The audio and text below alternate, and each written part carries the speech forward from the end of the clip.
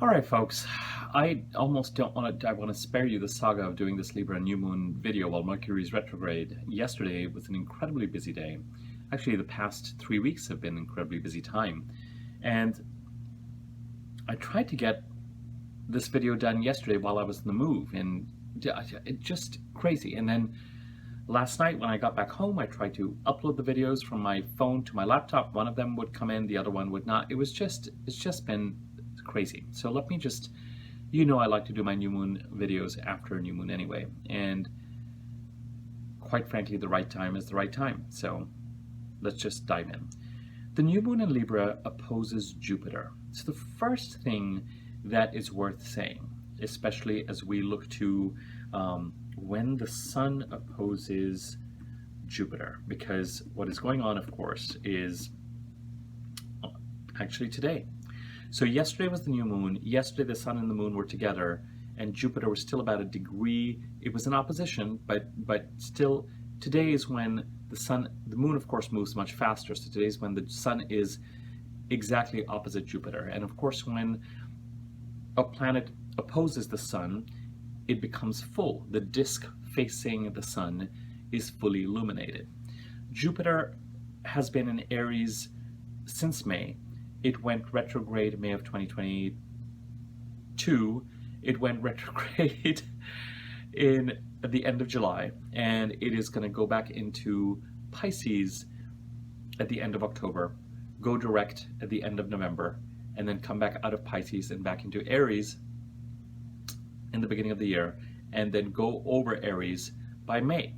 Wherever Jupiter goes, ends a 12-year cycle, starts a 12-year cycle, creates what one astrologer described to me as an auspicious new beginning. And I've continued to use that term because I found that to be accurate and true. Jupiter at least attempts to upgrade your life wherever it is, create a new beginning, create alignment wherever it is transiting through. End what needs to be ended, start what needs to be started. And as with all astrological influences, our opinion of what is good or bad or right or wrong, or a lucky break, luck being a very important word when it comes to Jupiter, or an unlucky situation, in human terms can be quite different from what it is that the gods know and intend. A layoff can seem like an incredibly unlucky event, and it often is, depending on how it impacts people financially and emotionally. But if the layoff creates an auspicious new beginning to move in a certain direction, then it could also be a lucky break. So depends on what a situation is trying to take you, how you are able to take opportunities, if things turn out well, if they don't, all that kind of good stuff. When the sun opposes a retrograde Jupiter, we certainly are looking towards and have an awareness of what I will call horizons, or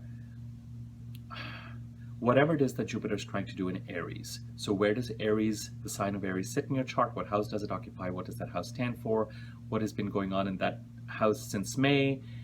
Know that Jupiter is currently retrograde, and by the end of this year will finish up what it needs to finish up in the sign of Pisces, where it was last year, and from January through May of this year, and then January through May of next year, 2023, it will finally be going through Aries one more time. So despair not, there's still work to be done and support to be had. A lot depends on where Aries sits in your chart and where Jupiter is going through.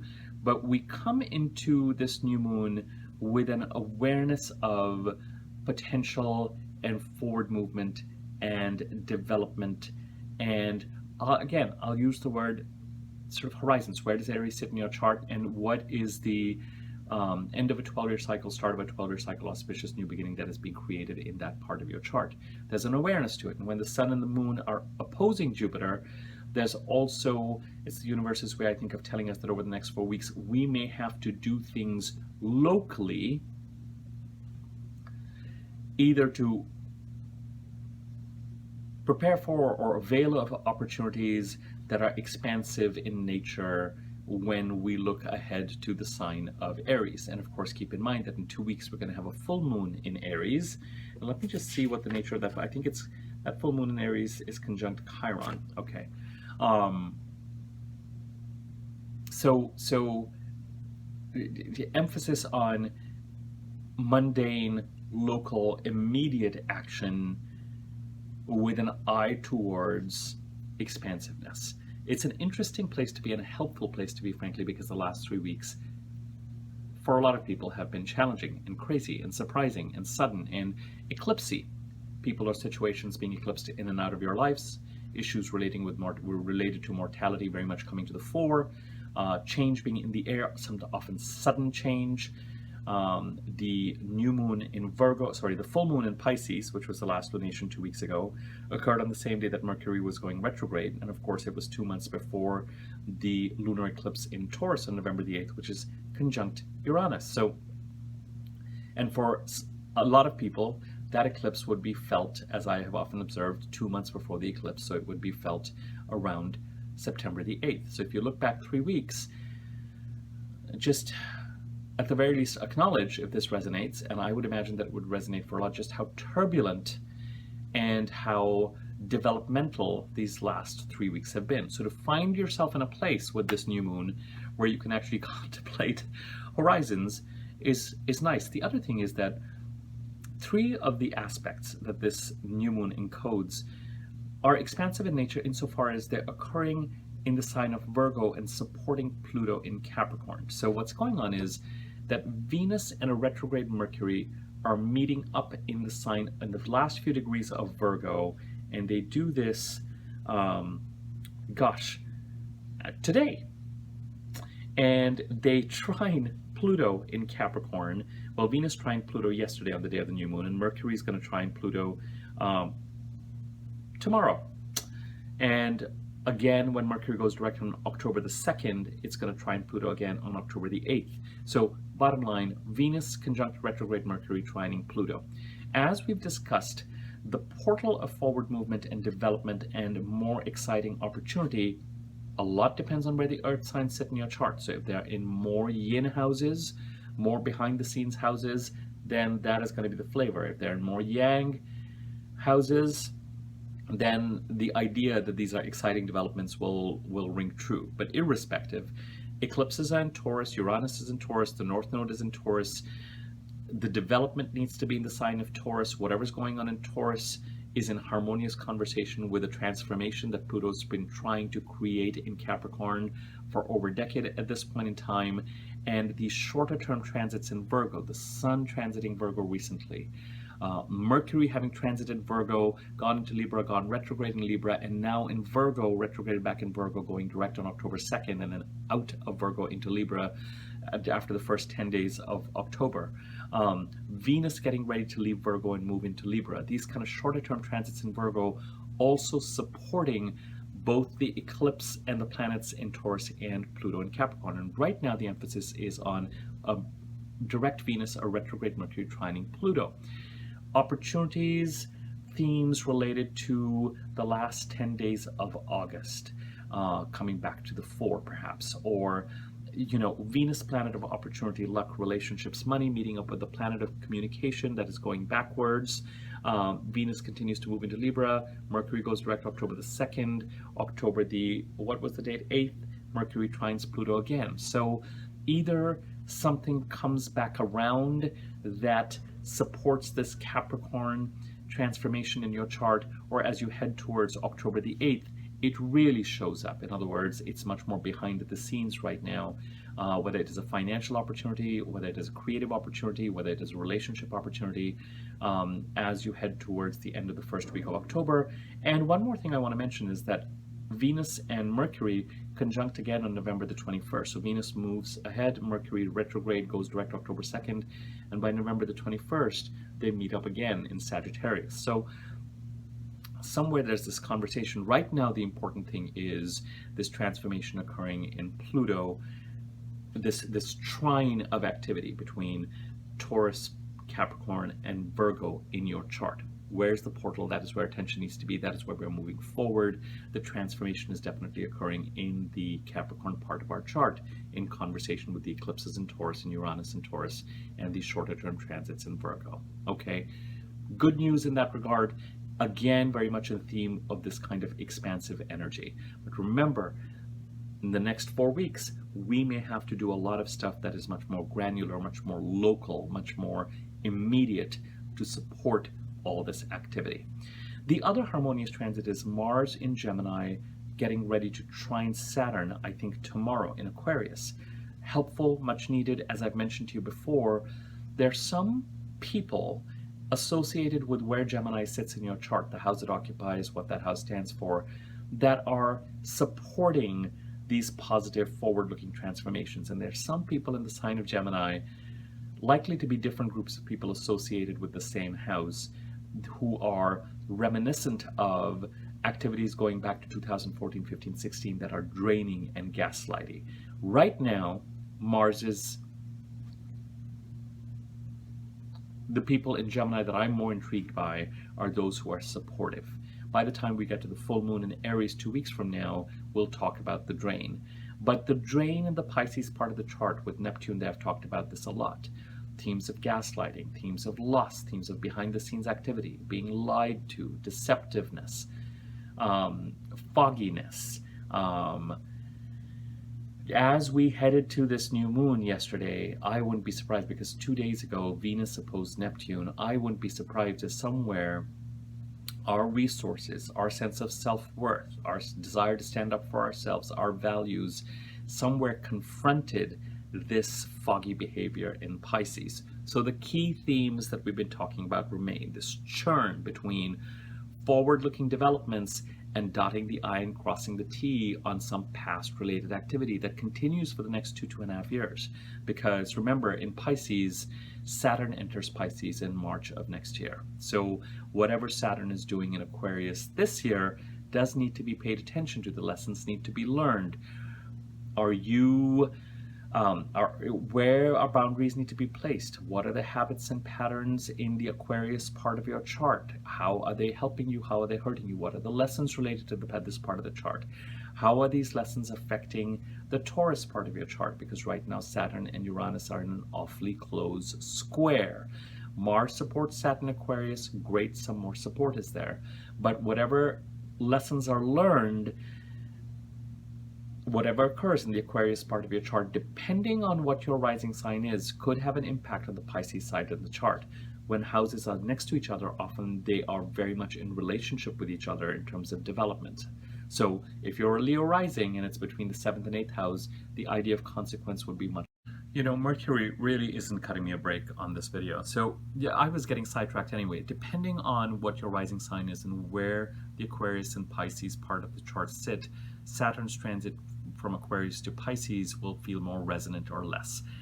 I am getting sidetracked. I'm going to come back to the new moon. The Saturn's transit into Pisces really should be a separate video altogether, so I apologize if I started to confuse you a little there. But importantly, Mercury, as it retrogrades and goes direct on the 2nd, comes awfully close to opposing Neptune in Pisces. So whatever has been going, or whatever it was that over the last week seemed to bring awareness to some sort of shady behind-the-scenes activities in the Pisces part of your chart, which have been going on for an awfully long time, that take you all the way back to 2015, 16, maybe even 14, but especially 15, 16, you know,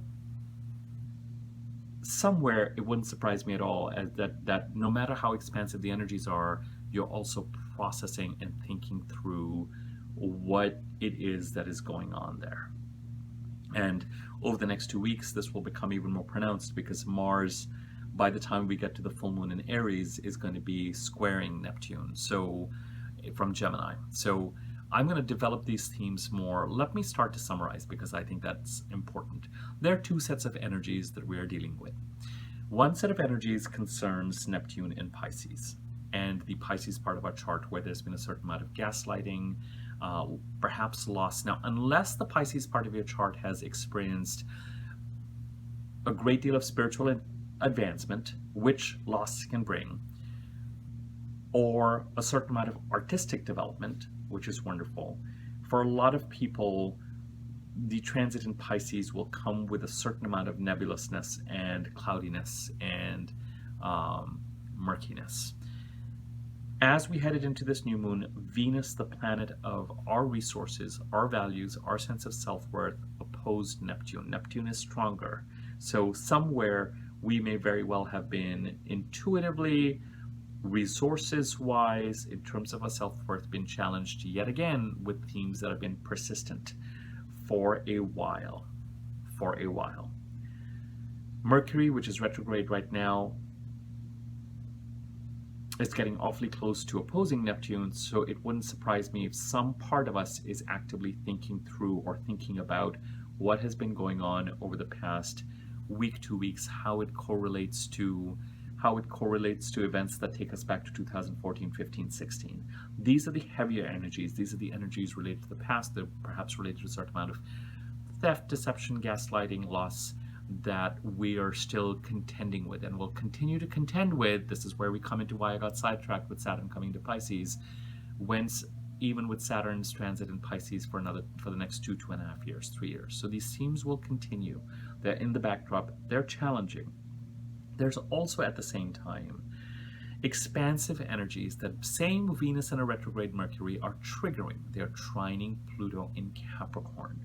And the eclipses in Taurus and Uranus' transit in Taurus, and the shorter term personal planet transits in Virgo during what we call Virgo season, and Capricorn's long-term transits and Pluto's long-term transit in Capricorn have been supporting each other, and we are very much actively feeling a sense of transformation and change and forward-looking momentum in especially right now the Capricorn part of our chart and how it relates to the Taurus and Virgo part of our chart. So that expansion remains. Now, we also have a theme of expansion where some of the folks related to the Gemini part of the chart might be supporting some lessons, some longer term information, data, lessons to be learned, discipline to implement. In the Aquarius part of our chart with Saturn there, this remains important because the more challenging aspect that I want to mention, Saturn square Uranus, which won't be exact, but is getting awfully close. Saturn's presence in Aquarius is important insofar as it continues to warn us that behaviors in the Aquarius part of the chart are having an impact on what the eclipses and Uranus's transit in the Taurus part of our chart is trying to implement. You know, it's all tells a story. And at the end of the day, I'm focusing on this Venus-Mercury retrograde conjunction so much because it's a new moon in Libra. Venus rules this particular chart, this particular new moon, but she's disposited by Mercury because she's in Virgo, and Virgo is ruled by Mercury. So this conjunction is really important. And when the planet of luck and opportunity and money and relationships, Venus, meets up with the planet of thinking by going retrograde, Mercury, you know, if you have Mercury retrograde in your chart, you might find this new moon over the next 4 weeks and even this last week coming into it quite decisive in terms perhaps of financial or career or relationship related themes or issues. If you have Mercury direct in your birth chart, you may still be gestating, and opportunities and transformations that impact the Capricorn part of your chart may be in the works, and maybe this will become more obvious once Mercury becomes direct and trines Pluto again around October the 8th or the 9th. Okay, so just bear with this. With the new moon opposing Jupiter, there's an eye towards horizons, there's an eye towards opportunity, there's an eye towards where it is that we're going, but there's a lot that needs to be done locally over the next 4 weeks to support that change and transformation. But these two themes are still very much going. The Neptune Pisces part of the chart that needs boundaries, which are hard to implement because that kind of gaslighting behind the scenes, deceptive energy is just challenging to deal with. You don't know where to put the boundary because you don't know exactly what's happening. But then you've also got this wonderful expansive energy between a retrograde Mercury and Venus meeting up and trining Pluto, and all of that in positive conversation with the Taurus part of your chart. I'm trying to see if there's any other transit I want to talk about. No, that is it. I'm going to leave it at that. By all means, after the 3 weeks we've had, keep your hands on the steering wheel. Keep an eye on the sense on the horizon that you're trying to approach and go to, but it's going to be the immediate driving that's going to take your attention over the next 4 weeks, okay? As it always does, but you'll feel that's pronounced. The compass is out. The hoping and the wishing is present, but It's the immediate environment where things need to be changed and aligned and things need to be dealt with. Liked it, found the video useful, share it, like it, comment on it. I will be back in touch. I might just wait to do another video until Mercury is direct once and for all, so I don't deal with these shenanigans. All right, thanks for your patience, really, truly, and your support. Take care.